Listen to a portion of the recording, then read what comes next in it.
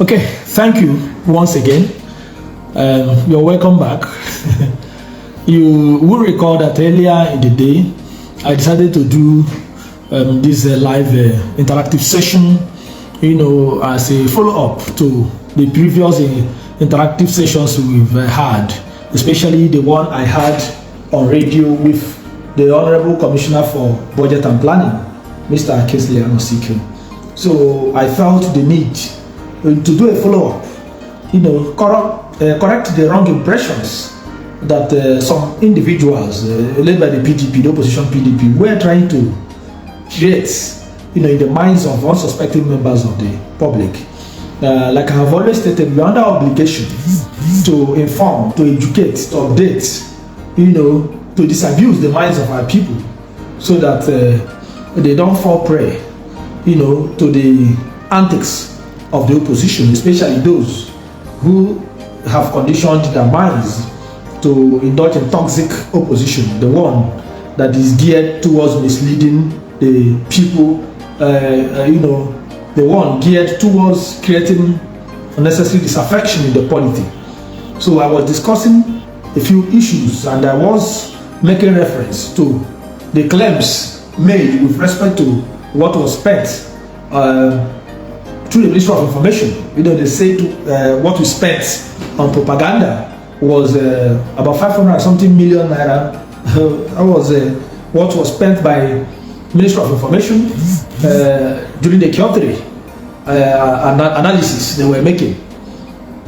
That's during the period under review, the third quarter expenditure. So they said we spent 500 something million on propaganda. It's a funny one, and I did explain that Ministry of Information, is made up of the ministry, the parent ministry. Then you have a BCA, that's same under Ministry of Information. You have Abia Council of Arts and Culture. You have Abia newspaper, and of course you have the Abia Tourism Board. And I did explain that we have a total workforce of 802 workers, maybe higher, but that's the figure that we have. Verifiable, those will be verified at the moment. So someone sat somewhere and assumed that the media means Ferdinand Ekeoma or Mr. Kazeoko or Mr. Kekano, Prince Kekano, and the rest of them. But that is not it. The Ministry of Information means Ministry of Information. And these are the components. Unfortunately, they did not tell you how we spent the money. Because if you claim we spent on propaganda, you should have been able to substantiate such a weighty allocation. But like I said earlier, that is the beauty of democracy. That's part of politics. That's part of the intrigues you see in politicking. Some people have failed to realize that the era or period of politics is over, that this is time for governance, and you must engage, you must criticize, you must ensure that your criticism is anchored on facts. So you could see that the individuals who were churning out those false figures were out to mislead and deceive the people. So it is not correct. And in any case, we have not, I repeat, we've not run a single advert on any self-serving advert or of any kind. Let them substantiate, let them show evidence anywhere, like they used to do. They will go on channel and be showing a kilometer road they built and be celebrating and waving their hands. We've not done any. We've not done any. Be it on channels or Rise or TVC, anywhere, or AIT. We're not doing those things. The people will advertise our job.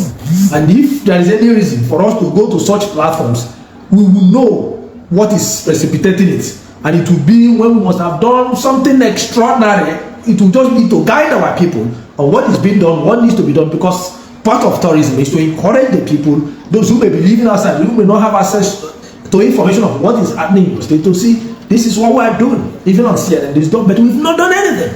So on what basis is anyone alleging that we are spending on propaganda? So we are not spending on any propaganda. They know we are doing very well, and that is why I said after the false allegations and we responded, people realized, discovered the truth, and they are very much in agreement with us. There was another issue I'm trying to remember, and of course we had dealt with the issue of what was spent, in in the governor's office. we have educated the individuals involved of the agencies under the office of the governor, not the office of the governor. So don't think it's just one office. We are talking about institutions, for whatever reasons, were moved to be under the office of the governor. And there are too many. I've mentioned them. So it has nothing to do with what the governor has done. These are not personal appointees or aides of the governor. These are civil servants. Their institutions are under the office of the governor. So that it is called the office of the governor does not mean that these people, these funds go to the governor. No, these are civil servants that are being paid. It is important we put the record straight. Very, very important. And in any case, again, the difference is here that some of those agencies that are structured or whatever are moved to domicile in the office of the governor, most of their staff will be owed several months of salary arrears. Those are, the arrears that the present government is gradually trying to offset those salary arrears. And that is what, when you put them together, you see the figure. It's very simple. It's very, very simple. Because if you want to level such weighty allegations of what to say, you should be able to lay hands. Of course, we're in the era of media, era of information sources, so you can easily lay hands on documents or say this is what was spent for the government. But they've not been able to do that because they know that there is no room for frivolity as far as the governor is concerned. And we've mentioned, things that have been done, mentioned key infrastructures, institutions, buildings that are being rebuilt, that are being retrofitted, that are being equipped. I've mentioned some of them. I've mentioned the political bloc, which was left to decay. Go and look at the place as we speak. If you enter the government house, the first gate, just after the first gate, by the right, the place is called political bloc. Go there. If you knew the place about 3 months ago or 4 months ago, go there now and see how the place is looking. Go to the banquet hall, government house. This is where key government functions outside Upper Auditorium that was also allowed to decay, which the government is also doing the needful there. They allowed the place, and you ask yourself, is this government house? The banquet hall was allowed to rot away. Go and see, the place has been completely renovated and made to look beautiful, well fitted. What of the Emekomera guest house? I mentioned that. Go there. This is where guests of the government are supposed to be kept when they come into the state. What did the previous government do? They abandoned it. They were just staying there like that. They will have guests. They will go and lodge them in hotels and be spending a lot of money. When most of the commissioners were appointed, I'm sure you heard that most of our commissioners were lodged in the hotel. It shouldn't be, because there's no commissioners' quarters for them to check in. The Emekomera guest house, which is a well-built structure, it has suites. People couldn't stay there because it was allowed to decay. And they looted most of the televisions, kept there. So is that how it should be? Go there as we speak. Go there and verify for yourself. Those are the things, and all these expenditures are the things that these people are saying, the governor has a wisdom. But these are facts. And now let me take you to one funny analysis that one individual was making when he was talking about, or they were talking about, what was spent on capital project. They said we've spent 5 billion on capital project, and was making comparison with Ebonyi State. They said that Ebonyi has spent 10 billion or a little over 10 billion. So they now try to give you the very funny impression that we've spent nothing. That's actually the most ridiculous analysis to do, except the person is coming from the moon. But if you're in Abia and you're carrying out such an analysis, it means you are not sincere. You either, being conscientiously mischievous, or you are ignorant of the facts on ground. And let me explain this.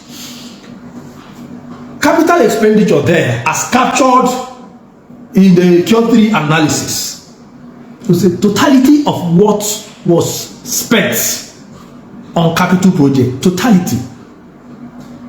That what has been paid. That is not what the government has spent. In the real sense of it, what am I saying? We have built 6 roads. Emelogo, Green Avenue, Shalom, Cemetery, what is the other one?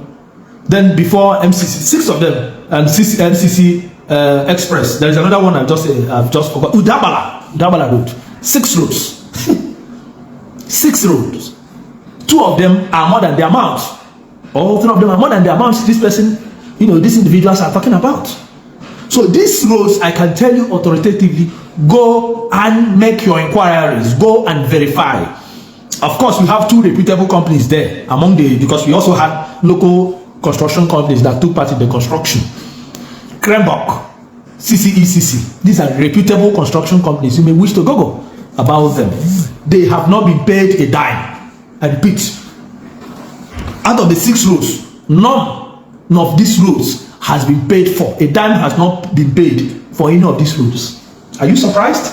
So, assuming the cost of the entire roads stands at, let's say, 15 billion. If you add 15 billion to that 5 billion that was said to have been spent on capital project, that would be 20 billion. But because we are a government that has a reputation, because these construction companies have reposed so much confidence in the governor, it is not easy. It is not an everyday thing. It is not common for reputable construction companies to move into construction site and begin to execute projects without being paid upfront payment, without taking upfront payment. It is not a normal, it is not an easy thing. But why did they all they needed to do was to sign a contract or sign the contracts, and they moved it because they have confidence in the man that is presiding over the affairs of the state. The governor understands that there are pressing priorities. The rules are pressing priorities, but these people were ready to show understanding. But the pensioners, the civil servants, our hospitals that are being retrofitted, that are being equipped, are not the things we say, wait. Health is wealth. So the governor, having declared the emergency, knew that he needed to channel the resources in that direction. The governor, understanding the importance and the need of protection of life and property, the governor realizing that the most strategic way to encourage investors to come and invest in Abia is to ensure sanity and security and safety and protection of life and property. That is one of the major ways to encourage people to come and invest. So the governor decided to prioritize his investment, his spendings. That is what is obtainable here. That is what is happening. So that you had 5 billion spent on capital project does not mean that that is the only investment the government has made. We've commissioned 6 standard roads. 6 standard roads. Don't worry, in the next few days I will talk about these roads, their quality and everything, and I will also bring the Honorable Commissioner for Works to speak to you and educate some of our people as far as this construction, the quality, the cost and everything. We are going to discuss Port Harcourt Road that was awarded to Julius Berger. The Honorable Commissioner for Works will do the needful and just exercise some patience. So the individual said we spent 5 billion, while Ebony spent 10 billion. So they assumed, either out of ignorance, they assumed that was the only thing we spent. It doesn't make any sense for anybody who has followed the developments in our state. And we are happy that our people are not easily deceived because they are beneficiaries. They can feel what the governor is doing. So it's important that we educate those people who have been misled to understand that 5 billion was just what was cash that has been paid. Okay, so the 6 construction, cash paid, and most of the payment are on direct level. Those projects, renovations and all rest of them have been done through direct level. That is where they, Now, see the contradiction. Now, let me take you to the contradiction. The person that was attacking us for allegedly spending 5 billion on capital project came down to health. They came down to discuss what we spent on the health sector and what Ebony spent on the health sector during the period under review. They said that look at Ebony, that Ebony is reasonable. They have spent 300 million on health sector during the period under review, during the top quarter under discourse. The top quarter, Ebony has spent only 300 million. and that they are angry that we spent about 1.3 billion. Say, what? How can you spend? Does that make sense? You see that these people do not understand what priorities are or what should be prioritized by a responsible government. Without trying to say anything attackable, you say it's not our business to discuss what everybody has spent on the health sector. But then it sounds bizarre for anybody to celebrate that a government, a serious government, a hard-working government will spend a mega 300 million on the health sector during that third quarter under review. Does it make any sense? Well, here, but we cannot condemn anybody anyway, because the former government may have done fantastically well in the health sector, and I believe they did very well. But what we have here, shambolic, decayed, deteriorated, completely collapsed health institutions here and there, demoralized workforce everywhere. And the government has come here to invest massively to upgrade our health institutions, to restore the health of our people. Why is FMC overstretched? Why has FMC been overstretched over the years? Because of the collapse of state-owned health institutions. So we could see the contradiction in the analysis these people have been doing. So it is important that some of these distortions, some of this disinformation, some of these lies that have been, dished out by individuals who feel bruised and broken because they lost an election, they never stood any chance of winning. It's important to tell them that our people are smarter, our people are wise, our people are not foolish. Governance is not on the pages of newspaper. The people feel. So even when you want to talk, even when you want to speak, you should ensure that you are anchoring whatever submissions you're making on facts. That's how a government works. We are not a government of propaganda. A few days ago, His Excellency Dr. Otti said something when the issue of what people in Ariaria were asked to pay. That was what they used to pay. That was 21,000 naira for their annual, annual fee for shops. So when that issue was brought to the attention of the governor, some people were making case of how things are hard. Government needs money to do this and do that. So the Ariaria people must continue to pay the 21,000 naira. The governor kept quiet. And after listening, the governor said, "It does not make any sense to me. You can't ask them to continue to pay the 21,000 naira they have been paying. So we need to review it and bring it down. We made promises. We've not done anything in Ariaria." That was what the governor said. We've not done anything in Ariaria. We've not fulfilled our promises. We are just starting. We've not done. It's only when we must have done what we promised to do at Ariaria, then they will have any reason to talk about increment if that will be necessary. That's how a responsible government reasons.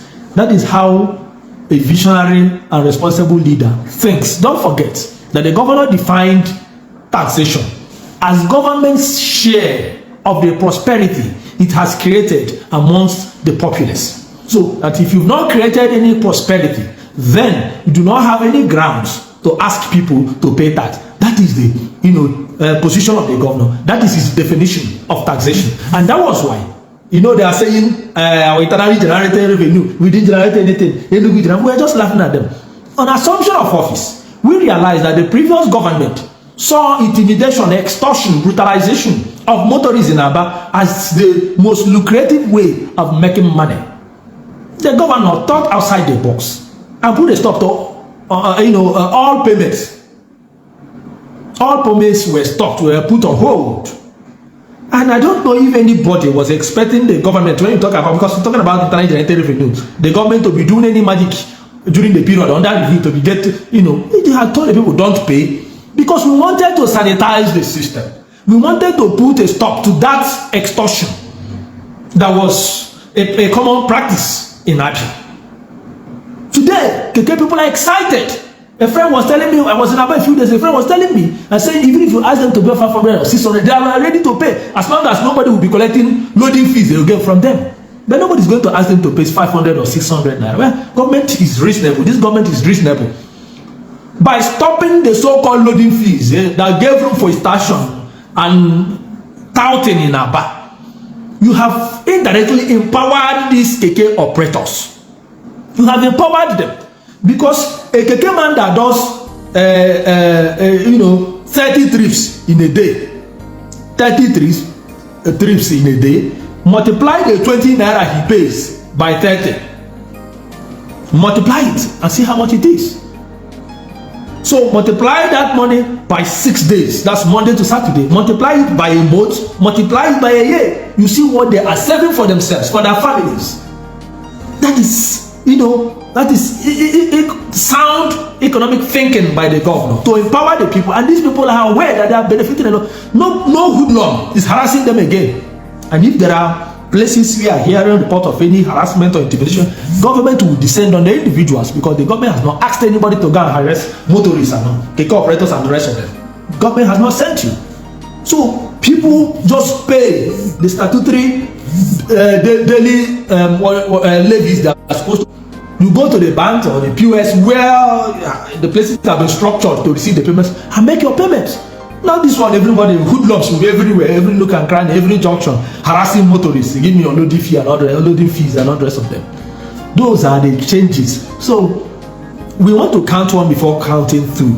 So the comparison of this is what they generated from it is neither here nor there. It is a process. The most important thing is that we are resolved to do it the right way. We are resolved to serve our people with passion and commitment and dedication and sincerity. And that's the only way we can write our checkered history. That's the only way we can lift our people out of the doldrums, of poverty. That's the only way we can sanitize Abia and get investors to invest here. That's the only way we are going to make our state conducive for all Abians. Don't forget, our position at all times is that Abia does not belong to us. It doesn't belong to me. It doesn't belong to you. It belongs to all of us. And that is the mindset of your governor, Dr. Alex Otti OFR. So we must we must align with the governor, his noble decision, noble vision, noble objective of the state of Abia. Thank you. We will continue to have these conversations. We want feedbacks. We are ready to listen to everyone and anyone. The state belongs to us. Thank you, Paul Cashwell Ikechi. He said, why worry explaining? Abia and Abians are happy for Dr. Otti and his style of leadership. These guys need feeding bottles. Ambassador Joseph Ejindo said, it is unfortunate that PDP, who ran the government as a secret court and personal business throughout 24 years without accountability, also borrowed humongous amounts of money or running in billions. Okay, this People say, please, our salaries are not being paid well at the local government level. Okay, salaries are not being paid. Well noted, Pawi. Well noted. We do not take this kind of feedbacks for granted. We do not take them for granted. The government is determined to do the right thing. And of course, don't forget that there is serious sanitization going on at the local government level. All these problems will be resolved. The most important thing is that the workers are convinced that this government means well and this government is sincere. Okay, better you go say you are working, but the money you are mopping is extremely much. In what area, my brother? Thank you for admitting that we are working. In fact, I just make reference to Port Harcourt Road. You will hear from the Honorable Commissioner for Works in the next few days. You will hear from him, and I'm sure you will appreciate this decision we have taken so far. You will hear from the Honorable Commissioner for Works.